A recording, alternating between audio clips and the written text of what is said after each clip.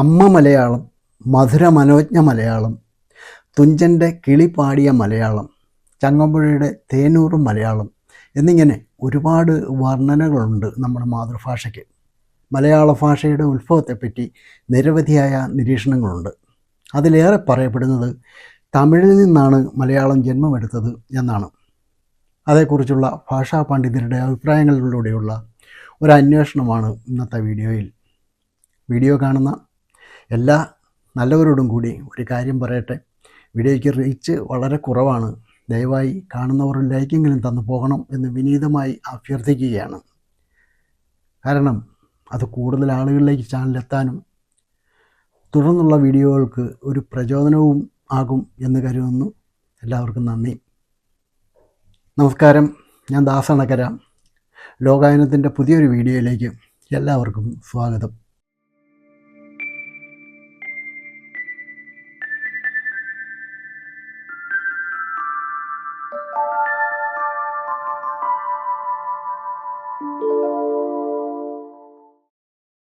ദ്രാവിഡ ഭാഷാ ഗോത്രത്തിൽ ഉൾപ്പെടുന്ന ഒരു ആധുനിക ഭാഷയാണ് നമ്മുടെ മലയാളം. CE 9 നൂറ്റാണ്ടിലാണ് മലയാള ഭാഷ ദ്രാവിഡത്തിൻ്റെ ഒരു ഉപഭാഷ എന്ന നിലയിൽ പ്രത്യേക ഭാഷയായി രൂപപ്പെട്ടത് എന്നാണ് പൊതുവായ നിഗമനം. മലയാള ഭാഷയിൽ എഴുതപ്പെട്ട ആദ്യത്തെ കണ്ടെടുക്കപ്പെട്ട രേഖ ചേര ചക്രവർത്തിയായിരുന്ന രാജശേഖരൻ്റെ പേരിലുള്ള വാഴപ്പള്ളി ശാസനമാണ്. CE 829 ഈ ശാസനം എഴുതപ്പെട്ടത്. അതേ നൂറ്റാണ്ടിൽ തന്നെ എഴുതപ്പെട്ട തരിസാപ്പള്ളി ശാസനം മലയാളത്തിൻ്റെ ആദ്യകാല സ്വഭാവം വ്യക്തമാക്കുന്ന മറ്റൊരു രേഖയാണ്. 12ാം ശതകത്തിൽ ചീരാമൻ എഴുതിയ രാമചരിതമാണ് മലയാള ഭാഷയിലെ ആദ്യത്തെ സാഹിത്യകൃതിയായി കരുതപ്പെടുന്നത്. കണ്ടെടുക്കപ്പെട്ടിട്ടുള്ളവയിൽ ഏറ്റവും പുരാതനമായ കൃതി ഇതാണെങ്കിലും 11ാം ശതകത്തിൽ തോലൻ രചിച്ചതായി വിശ്വസിക്കപ്പെടുന്ന മന്ത്രാംഗം ആട്ടപ്രകാരത്തിൽ അക്കാലത്തെ മലയാളത്തിലും തമിഴിലുമുള്ള പദ്യങ്ങൾ കാണാം. അതിനു മുൻപ് തന്നെ തമിഴ് മലയാളങ്ങൾ ദ്രാവിഡത്തിൽ നിന്നും വ്യത്യസ്ത ഭാഷകളായി മാറിക്കഴിഞ്ഞിരുന്നു എന്ന അഭിപ്രായം ഭാഷാ പണ്ഡിതന്മാർക്കിടയിലുണ്ട്. മലയാള ഭാഷയുടെ ഉൽപ്പത്തിയെപ്പറ്റി വ്യത്യസ്തങ്ങളായ അഭിപ്രായങ്ങളും സിദ്ധാന്തങ്ങളും നിലവിലുണ്ട്. തമിഴിൻ്റെ ഒരു ഉപഭാഷ എന്ന നിലയിൽ രൂപപ്പെട്ട ഭാഷയാണ് മലയാളം എന്നാണ് ഉപഭാഷാ സിദ്ധാന്തം വിശദീകരിക്കുന്നത്. FW എല്ലിസ്, ഹെർമൻ ഗുണ്ടർട്ട് തുടങ്ങിയവർ ഇക്കാര്യം ആനുഷംഗികമായി പരാമർശിക്കുന്നുണ്ടെങ്കിലും കാൾഡ്വെൽ ആണ് ഗവേഷണ രൂപത്തിൽ ആദ്യമായി ഈ വാദം ഉന്നയിച്ചത്. മലയാള ഭാഷയുടെ ഉൽപ്പത്തിയെപ്പറ്റിയുള്ള സിദ്ധാന്തങ്ങളിൽ ശ്രദ്ധേയമായ ഒന്നാണ് പൂർവ്വ തമിഴ് മലയാളവാദം. പൂർവ്വ ദ്രാവിഡ ഭാഷയിൽ നിന്ന് കന്നഡവും തെലുങ്കും വേർപിരിഞ്ഞതിന് ശേഷം പൂർവ്വ തമിഴ് മലയാളം എന്ന പൊതുഭാഷാ കാലഘട്ടം ഉണ്ടായിരുന്നു എന്നാണ് ഈ സിദ്ധാന്തം പറയുന്നത്. പൂർവ്വ തമിഴ് മലയാളത്തെ ഇരു ഭാഷകളുടെയും പൂർവ്വഘട്ടമായി വിശദീകരിക്കുന്നവരിൽ പ്രമുഖർ LV രാമസ്വാമി അയ്യർ, കാമിൽ സൊലബിൽ, SV ഷൺമുഖം തുടങ്ങിയവരാണ്. മലയാള ഭാഷയുടെ ഉൽപ്പത്തിയെപ്പറ്റിയുള്ള മറ്റ് സിദ്ധാന്തങ്ങളിലൊന്നാണ് മിശ്രഭാഷാവാദം. ചെന്തമിഴിൽ സംസ്കൃതം കലർന്നാണ് മലയാളമുണ്ടായത് എന്ന വാദമാണിത്. പ്രൊഫസർ ഇളംകുളം കുഞ്ഞൻപിള്ളയാണ് ഈ ഭാഷോൽപ്പത്തി വാദത്തിൻ്റെ സൈദ്ധാന്തികൻ. നമ്മുടെ ഭാഷാ ഉൽപ്പത്തിയെപ്പറ്റിയുള്ള പ്രമുഖ സിദ്ധാന്തങ്ങളിൽ വേറൊന്നാണ് സ്വതന്ത്ര ഭാഷാവാദം. തമിഴിൻ്റെ ഒരു ഉപഭാഷ എന്ന നിലയിൽ രൂപപ്പെട്ട ഭാഷയാണ് മലയാളം എന്ന വാദഗതിയെ ഈ സിദ്ധാന്തം അംഗീകരിക്കുന്നില്ല. അതിപ്രാചീന കാലം മുതലേ മലയാളം ഒരു സ്വതന്ത്ര ഭാഷയാണെന്ന നിഗമനമാണ് സ്വതന്ത്ര ഭാഷാവാദത്തിൻ്റെ വക്താക്കൾ മുമ്പോട്ട് വച്ചിട്ടുള്ളത്. പൂർവ്വ ദ്രാവിഡ ഭാഷയുടെ സ്വതന്ത്ര ശാഖയായിട്ടാണ് Attoor Krishna Pisharody, K Godavarma, doctor KM George, മഹാകവി ഉള്ളൂർ, CL ആൻ്റണി തുടങ്ങിയ ഭാഷാ പണ്ഡിതന്മാർ കണക്കാക്കുന്നത്.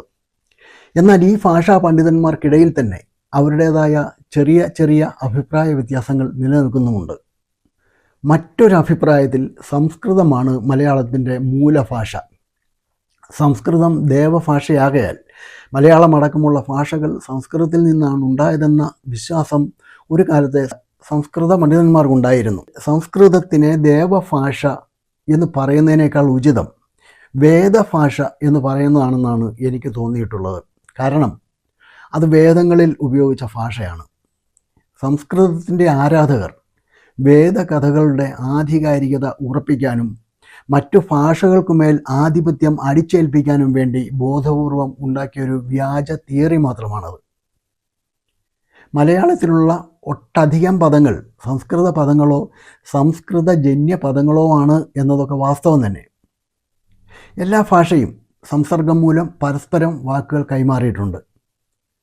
അങ്ങനെയുണ്ടായ സംസ്കൃത അതിപ്രസരമാണ് പണ്ഡിതന്മാരെയും സാധാരണ ജനങ്ങളെയും ഒരുപോലെ ഈ വിശ്വാസത്തിലേക്ക് നയിച്ചത്. അതുപോലെ തന്നെ സംസ്കൃതവും പൂർണ്ണ സ്വതന്ത്ര ഭാഷയൊന്നുമല്ല. അതിനും പൗരാണിക ഇറാനിലെ അവസ്ഥയുടെ ഭാഷയുമായിട്ട് ബന്ധമുണ്ട്. കൂടുതലറിയാൻ ഋഗ്വേദവും അവസ്ഥയും എന്ന വീഡിയോയുടെ ലിങ്ക് കൊടുക്കുന്നുണ്ട്. താല്പര്യമുള്ളവർക്ക് കയറി കാണാം.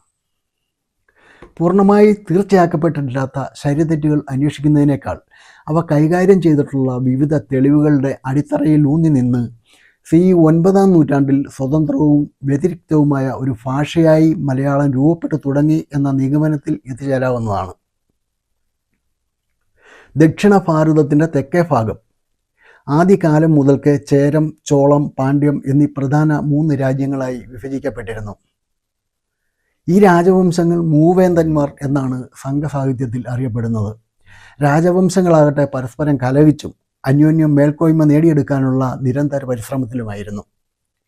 ഈ കാലയളവിൽ അധികാര കൈമാറ്റങ്ങളും യുദ്ധങ്ങളും സാധാരണയുമായിരുന്നു. ഇക്കാരണത്താൽ തന്നെ എല്ലാ തമിഴ്നാട്ടുകാർക്കും പരസ്പര സംസർഗം ആവശ്യമായും വന്നിരുന്നു. ഐങ്കുറു നൂറ്, ചിലപ്പതികാരം എന്നിങ്ങനെയുള്ള പ്രധാന തമിഴ് കൃതികൾ കേരള ദേശത്തിൽ വെച്ച് സൃഷ്ടിക്കപ്പെട്ടവയാണെന്നാണ് പണ്ഡിതരുടെ പക്ഷം. പാണ്ഡ്യ, ചോള, ചേരന്മാരുടെ പ്രതിനിധിയായി മലയാള ദേശത്ത് പെരുമാക്കന്മാർ ഭരിച്ചിരുന്നതും ഇതേ കാലത്ത് തന്നെയായിരുന്നു.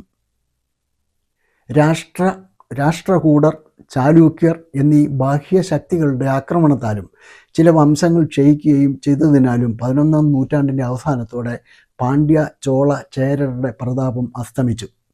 ഏതാണ്ട് ഇതേ കാലയളവിലാണ് അവസാനത്തെ പെരുമാളായ ഭാസ്കര രവിവർമ്മ ചേരമാൻ പെരുമാൾ സ്വരാജ്യം മുഴുവൻ മക്കൾക്കും മരുമക്കൾക്കും പകുത്തു കൊടുത്തതോടെ രാജ്യകാര്യങ്ങൾക്കായെങ്കിലും തമിഴ്നാടുകളുമായി ബന്ധപ്പെടേണ്ട ആവശ്യം ഇല്ലാതായി.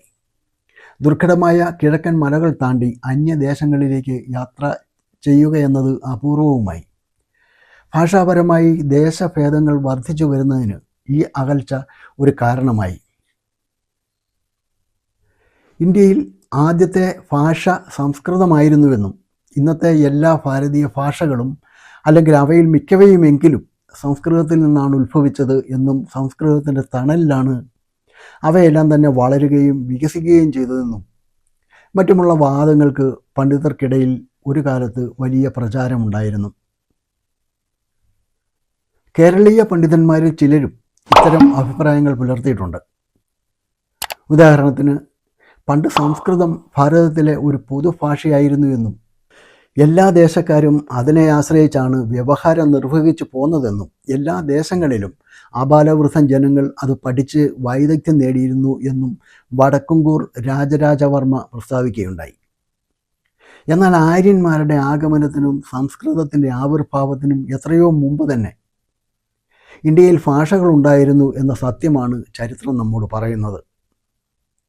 വാസ്തു ഗവേഷകന്മാർ സിന്ധു നദീതട തീരപ്രദേശങ്ങളിൽ നടത്തിയ ഖനനങ്ങളുടെ ഫലമായി CE 3-ാം നൂറ്റാണ്ടിൽ ഉപയോഗിക്കപ്പെട്ടിരുന്ന ഭാഷകളുടെ തെളിവുകൾ ലഭിച്ചു കഴിഞ്ഞിട്ടുണ്ട്.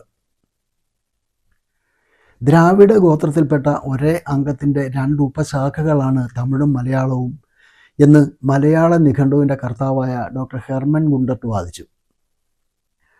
അദ്ദേഹത്തിൻ്റെ അഭിപ്രായത്തിൽ മലയാളം തമിഴിൽ നിന്നല്ല, ഒരു മൂല ദ്രാവിഡ ഭാഷയിൽ നിന്നാണ് ജനിച്ചത്. Attoor Krishna Pisharody, doctor Godavarma, KM George മുതലായ പണ്ഡിതന്മാരും ഏറെക്കുറെ ഈ അഭിപ്രായക്കാരാണ്. മൂല ദ്രാവിഡ ഭാഷയുടെ ഒരു സ്വതന്ത്ര ശാഖയാണ് മലയാളമെന്നും അതിനാൽ അതിൻ്റെ ആദ്യ രൂപം മൂല ദ്രാവിഡ ഭാഷ തന്നെയാണെന്നും ആറ്റൂർ ഉറപ്പിച്ച് പറയുന്നു.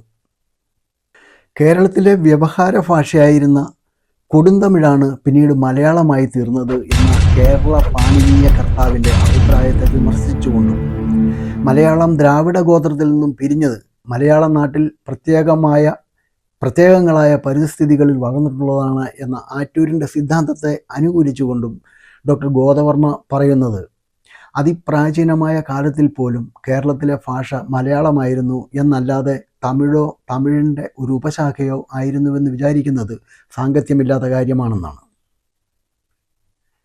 എത്ര തന്നെ പ്രാചീനമായ മലയാള ശാഖയിലും മലയാളത്തിന് തമിഴ് മുതലായ മറ്റ് ദ്രാവിഡ ഭാഷകളിൽ നിന്നും പ്രത്യേകമായ ഒരു വ്യക്തിത്വം തെളിഞ്ഞു കാണുന്നുണ്ട്.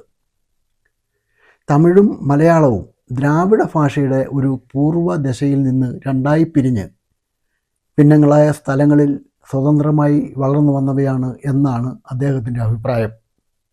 ഈ വീഡിയോ ഇവിടെ പൂർണ്ണമാവുകയാണ്. മറ്റൊരു വീഡിയോയുമായി വീണ്ടും കാണാം. ഒരിക്കൽ കൂടി എല്ലാവർക്കും നന്ദി.